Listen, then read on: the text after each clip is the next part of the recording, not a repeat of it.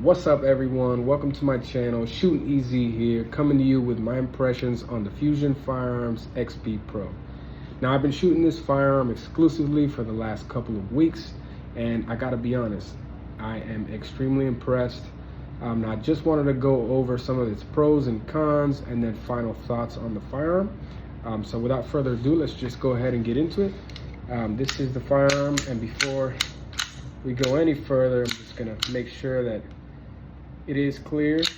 Okay, so all right, so I picked this up about 2 to 3 weeks ago for a killer price that I was super impressed about. This is my first 2011 per se, or 1911 for that matter, or hammer fired pistol. I've only shot exclusively striker fired polymer, especially in competition.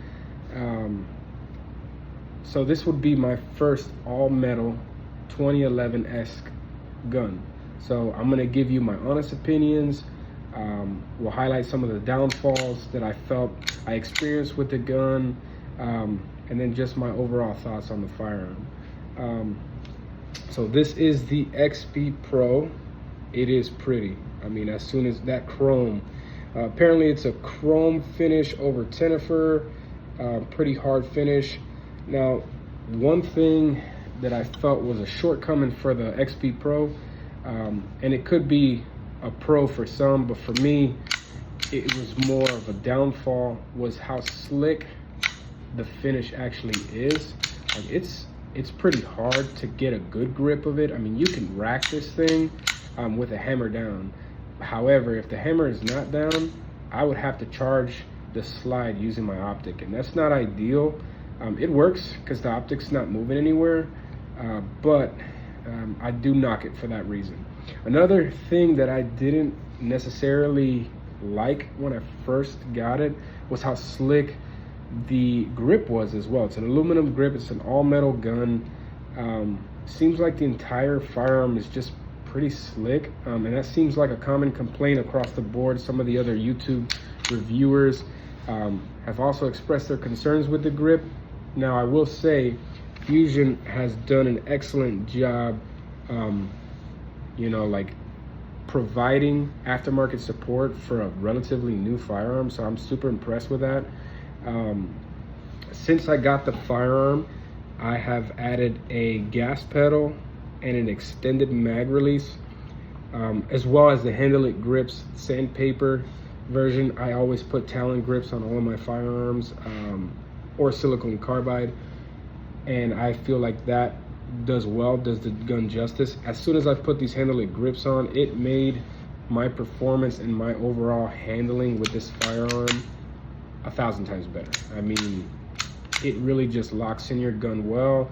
The big old magwell keeps your hand locked in there really, really good. The safety, very tactile.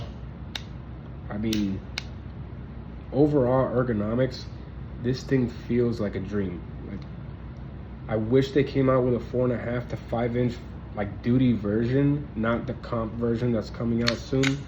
But if they come out with like a 4.5 to 5 inch Fusion, please listen to your viewers. You come out with a 5 inch non-comp version, you know I'm jumping on that.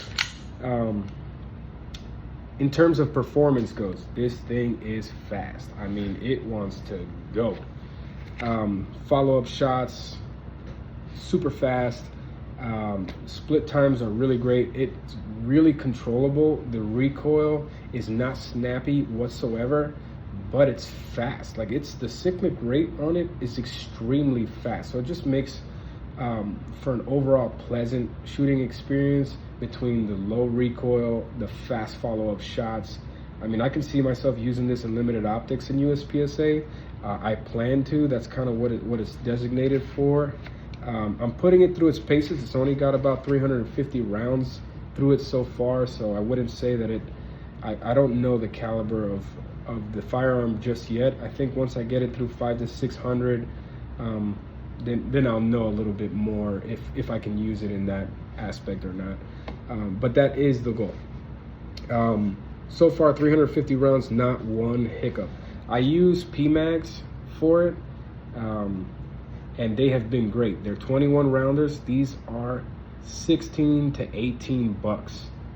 I mean, a 2011 that takes Glock mags for this cheap is hard to find, and I'm super impressed at the value.